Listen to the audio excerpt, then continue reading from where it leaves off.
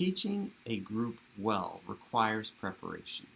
And so when you read the curriculum in advance, you are already making sure that you are ready mentally to be present and engaged with the kids. You're not trying to figure out it on the fly. You already know what the Bible story is, what the bottom line is, what the activities are going to be. This is the huge advantage you have to reading it in advance. But when you first open up the curriculum, there is a lot that's going on, and a lot of it can seem overwhelming, and you might just think, oh, I don't have time to read all this. Well, actually you do, and it's a lot simpler than you might think. I'm going to show you how easy it is to see the basics at a quick glance, as well as how to find your way through the Orange curriculum. Because Orange is age specific, we're going to show you different models depending on which age group you're working with. On Planning Center's web browser, or from your mobile app, you can go to the plans for your specific week of service. In this example, I'll choose the first week here. Then on the left side, I'm going to scroll down to the Files. Or on your mobile app, you can just click on the Files option. We're going to click on Week 3 for the 3 to 5s. And this is the first page. It's the overview of what you'll cover for the day. On the left side are the main things: the Bible story, the memory verse, and the bottom line. Those three things are things that are going to be the same on every page. You need to know, what's the Bible story? In this case, it's Naaman. What's the memory verse for the month? God's way is perfect in this example. What is the bottom line? God's way is perfect. Those themes are going to go over and over again through the activities, large group, small group, and that's when you want to make sure stays consistent. On the right side of this first page, you'll see a rough overview of what the day is supposed to look like. You've got a small group activity section, a large group where you'll do the Bible story, worship, and prayer, and then small group activities at the end. That's an overview, and we've aligned our service order to match that to a degree. So you'll go by the Planning Center structure. But this is the curriculum outline overall. So let's look at one of these activities. Here's the first activity. This part is part of the social time where we're helping the kids have some fun interaction. We're going to get them moving so that they're not just sitting in chairs. In this particular example, well, I should start by saying on the left side, all of those things are the same: Bible story, memory verse, and bottom line. But yeah, this activity, 7 times hopping, it'll list the title, what you need, what you do, and what you say.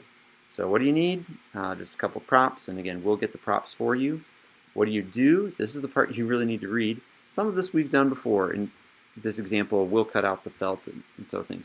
But what you're really looking for is what's happening during the activity, and then anything that you need to say to connect the activity to the topic. And usually that's in the last paragraph, the after activity. In this example, we say, hey, in our Bible story today, we'll hear about someone who had to do something 7 times. Let's go find out what he did. Okay, so that's the connection to the main point. Here's another activity. This one is made to play. So again, kids are going to be engaged kinesthetically through play.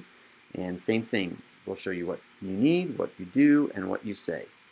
Right? And you just preview and look for that key quote at the end. Here's one: we made dots that made them disappear. I can't wait to find out if the man in our Bible story had his dots disappear. Right?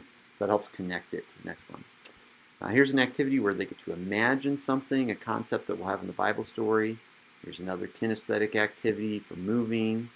Another one. Again, we like to have Bible engagement be fun and active. Here's one specifically for older preschoolers that's a little more thinking about the application, how we can still follow God in this example, even when it's hard, right? So they're going to try something hard, shoe time. An obstacle course, that sounds fun, and making them move. Here's a craft example. Every now and then they'll have these made to create examples that are for more artistic ways of engaging in the lesson. And then this key component at the end, journal and prayer. I really like this because this helps us teach and model prayer for kids. So again, it'll be tied into the lesson for the day, but you'll sit with a journal and give the kids a chance to interact. In this one, we say, hey, let's make a list of things that are hard to do. Basically, you take them and put them in your journal. When I say your name, tell me something that's hard to do, and I will write it down in my prayer journal. So all the kids get to participate, and then when you model praying, hey, let's pray and ask God to help us. They're hearing their name and the specific thing that they wanted prayer for. Okay? So that's a great way to do prayer as a group. The last 2 pages of this curriculum are pretty much a props list, and again, our staff will make sure that you have the props you need, so you do not have to do a lot of prep in order to serve at Lakeview Kids. And that's basically it. Oh, I'll point this out. There's a Pinterest page from First Look, which is the name of Orange's curriculum for preschoolers, so if you're a Pinterest person, check it out. That's basically the gist of the 3 to 5-year-old curriculum from Orange. And that's how easy it is.